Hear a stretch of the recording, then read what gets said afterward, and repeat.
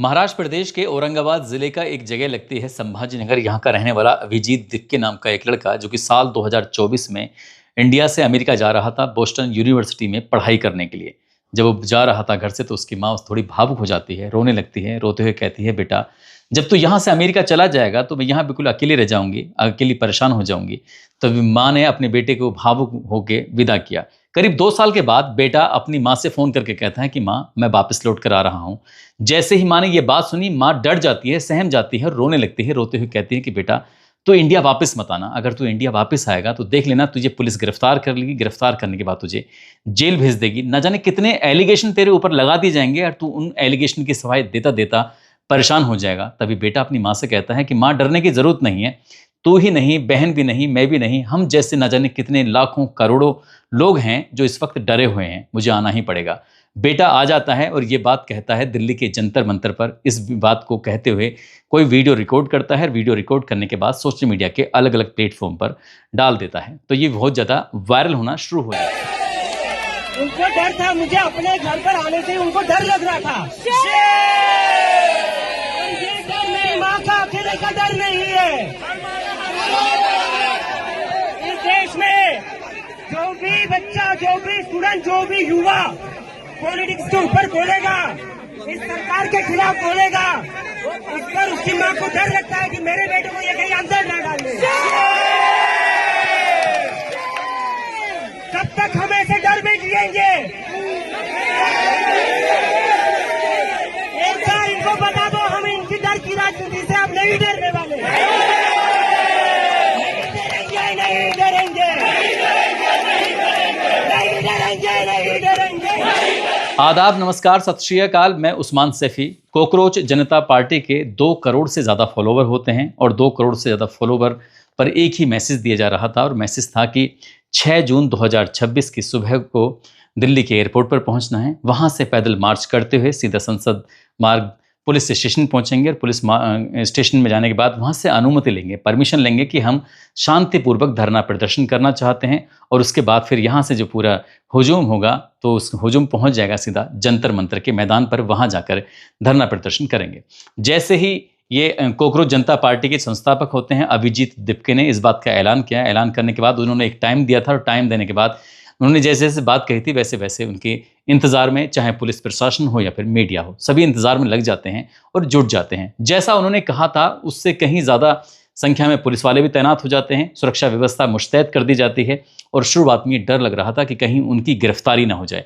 उनको गिरफ्तार यानी कि एयरपोर्ट से इनकी गिरफ्तारी हो सकती है और गिरफ्तारी करने के बाद उनको जेल में डाला जा सकता है। लेकिन दिल्ली पुलिस ने ऐसा नहीं किया, बल्कि सुरक्षा व्यवस्था के पुख्ता इंतजाम कर दिए गए थे और पुख्ता इंतजाम करने के बाद एयरपोर्ट पर उनका इंतजार किया जा रहा था। ये टाइमिंग था लगभग 9 बजे के आसपास और वो 9 बजे के आसपास उनको एक पत्र भी दिया जाता है और पत्र के माध्यम से ये कह दिया जाता है कि आप धरना प्रदर्शन कर सकते हैं शांतिपूर्वक, वो भी सुबह 10 बजे से लेकर शाम 5 बजे तक। जब इस बात की बात आती है तो सोशल मीडिया पर यह बात भी तेजी के साथ चलनी शुरू हो जाती है कि कॉकरोच जनता पार्टी से सरकार डर गई है, इसलिए पुलिस प्रशासन ने उन्हें अनुमति दे दी है। खैर, सभी तरह के लोग रहते हैं, अलग अलग तरह की बातें भी करते हैं। अब यहाँ से अभिजीत दिप्के ने एक संदेश दिया, एक मैसेज दिया कि आपको पुलिस स्टेशन जाने की ज़रूरत नहीं है, बल्कि जो जंतर मंतर है वहाँ सीधे पहुँचने की ज़रूरत है। और जैसे जंतर मंतर पहुँचने वाली बात आती है, उनके आने से पहले ही जंतर मंतर पर हज़ारों की संख्या में युवा इकट्ठे हो जाते हैं, जेनजी इकट्ठे हो जाते हैं और इकट्ठा होने के बाद वो अपना प्रोटेस्ट करना शुरू कर देते हैं। और जैसे प्रोटेस्ट की तैयारी चल रही थी, एक तरफ जेनजी तैयारी कर रहा था तो दूसरी तरफ दिल्ली सरकार कर रही, दिल्ली पुलिस कर रही थी। और RAF हो या CRPF हो या दिल्ली पुलिस हो, इस लगभग 12 जोन में इस एरिया को डिवाइड कर दिया गया था और 12 जोन को उसमें लगभग बताया जाता है कि 1000 से ज़्यादा पुलिस वाले तैनात कर दिए जाते हैं। इसके अलावा जो संवेदनशील इलाके हैं दिल्ली के अंदर, वहाँ पैरामिलिट्री फोर्स भी तैयार कर दी जाती है, कहीं ऐसा ना हो कि कोई असामाजिक तत्व कोई किसी तरह की गड़बड़ी कर दे। कॉकरोच जनता पार्टी की ये पहली मांग थी और पहली मांग के साथ साथ पहला प्रदर्शन था और पहले प्रदर्शन के साथ उन्होंने ये दिखा दिया सरकार को कि देखो हम कितनी ताकत के साथ मैदान में उतर सकते हैं। और वही ताकत का एहसास कराना था कि 6 जून 2026 की सुबह लगभग 9 या 10 बजे के आसपास से हम लोग जुटने शुरू हो जाते हैं। और उनकी मांग थी नीट में जो गड़बड़ी हुई है या पेपर लीक हुआ है या अन्य परीक्षाएं, चाहे वो CBSE हो या फिर और प्रतियोगी परीक्षाएं हों, उसमें जो गड़बड़ियां हो रही हैं, उस गड़बड़ियों की जिम्मेदारी को मानते हुए शिक्षा मंत्री धर्मेंद्र प्रधान को इस्तीफा दे देना चाहिए। हालांकि कॉकरोच जनता पार्टी ने पहले ही यानी कि 5 जून 2026 की शाम तक ये एक इंतज़ार किया था कि 5 जून 2026 की शाम 5 बजे तक अगर इन्होंने अपना इस्तीफा धर्मेंद्र प्रधान ने दे दिया तो शायद उन्हें धरना प्रदर्शन करने की ज़रूरत नहीं पड़ेगी। लेकिन इस बात की जो गूंज थी, इस बात की जो बात दुनिया भर में तो पहुंच गई, चाहे वो महाराष्ट्र हो, चाहे वो बिहार हो या कर्नाटक हो, उत्तर प्रदेश के अलग-अलग हिस्से हों, राजस्थान हो, हरियाणा हो या दिल्ली के अलग-अलग हिस्से हों, हर जगह ये बात पहुँच जाती है, लेकिन सरकार के कानों तक ये बात पहुँचती नहीं है। और सरकार ने इस बात पे कहीं न कहीं चुप्पी साध ली थी और शिक्षा मंत्री धर्मेंद्र प्रधान का कोई किस तरह का ना तो इस्तीफा लिया उनका, ना ही उन्होंने अपनी मर्ज़ी से इस्तीफा दिया। अब यहाँ सरकार की चुप्पी को देखते हुए 6 जून को जब धरना प्रदर्शन शुरू होता है जंतर मंतर पर, तो बड़ी संख्या में मीडियाकर्मी पहुँच जाते हैं और देश के अलग-अलग हिस्सों से जो जेनज़ी होते हैं वो भी पहुंच जाते हैं और सबने एक ही सुर में मुखर होकर एक ही मांग की कि धर्मेंद्र प्रधान को जल्द से जल्द अपना इस्तीफा दे देना चाहिए। इधर इस्तीफे की मांग चल रही थी। इसी बीच में दोपहर करीब 1 बजे के आसपास का समय हो रहा था। सोनम वांगचुक, जिनको हम रेंचो के नाम से भी जानते हैं, पहचानते हैं, वो भी अपने पहुंच जाते हैं, समर्थन देते हैं। हालांकि उन्होंने पहले ही ये ऐलान भी कर दिया था कि वहां जाना है, धरना प्रदर्शन करना है तो शांतिपूर्वक करना है और अपने हाथ में एक फूल होना चाहिए, चाहे गुलाब का हो या किसी और का फूल हो, और जो भी पुलिस वाला मिले उस पुलिस वाले को दे देना चाहिए। तो एक तरफ तो ये धरना प्रदर्शन चल रहा था, पुलिस की अनुमति के बाद, उनकी सहमति के बाद उनकी पुलिस सुरक्षा उनकी मुस्तैद कर दी जाती है। लेकिन इसी बीच में जंतर मंतर के आसपास इर्द गिर्द इलाके में एक और प्रदर्शन शुरू हो जाता है। प्रदर्शन नहीं कह सकते, लेकिन वहाँ मीडिया कर्मी भी मौजूद थे, चाहे वो यूट्यूबर्स हों या फिर अन्य मीडिया कर्मी हों। वहाँ पर कुछ ऐसे लोग पहुंच जाते हैं जिनके पास माइक लगे हुए थे और उनसे बातचीत कर रहे थे और वो बहुत ज़्यादा अभद्र भाषा का प्रयोग कर रहे थे।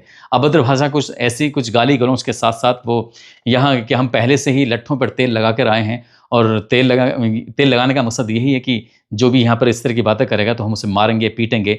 जब ये भी बातें साथ साथ चल रही थी, हालांकि पुलिस प्रशासन सब मुस्तैद होता है, लेकिन एलआईयू तक इनकी आवाज़ नहीं पहुँचती, ना पुलिस तक इनकी आवाज़ पहुँचती है और ये खुलेआम गुंडागर्दी करते हैं, खुलेआम कुछ भी बोलते हैं जो इनका मन में आता है।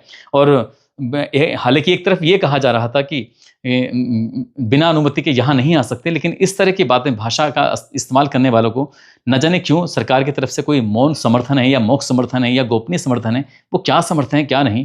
लेकिन इस बात पर भी सोशल मीडिया पर लगातार चर्चाओं का विषय बना रहा कि इस तरह के लोग जो इस तरह की बातें करते हैं, मारपीट करने की बातें करते हैं, गाली गलौज की बात करते हैं, आखिरकार इनमें इतनी ताकत कहाँ से आ जाती है, इन्हें इतनी पावर कहाँ से मिल जाती है, जो कुछ भी बोलते हैं, कुछ भी करने को तैयार रहते हैं। दिन भर एक ही बात चलती रही कि सरकार को जेन-ज़ी यानी कि कोकरोच जनता पार्टी ने हिला कर रख दिया है, लेकिन वो सिर्फ अनुमति तक के लिए हिलाकर रख दिया गया था। लेकिन धर्मेंद्र प्रधान ने, जब तक हम इस खबर को बना रहे थे तब तक कोई इस्तीफा नहीं दिया था, नहीं सरकार की तरफ से कोई ऐलान हुआ था और शाम 5 बजे के बाद वैसे भी धरना प्रदर्शन नहीं होने वाला है। हालांकि अभी आगे इसके बाद कोई बड़ी रणनीति की प्लानिंग कर रहे हैं। बड़ी रणनीति जैसे कि शायद बताया जाता है कि 42 दिन तक की भूख हड़ताल पर बैठने की बात कर रहे हैं। इसमें कितनी सच्चाई है, कितनी नहीं है, ये इस धरना प्रदर्शन के खत्म होने के बाद ही तय हो सकेगा। दोस्तों, आप सब लोग अपना ख्याल रखें, सुरक्षित रहें। जय हिंद, जय भारत।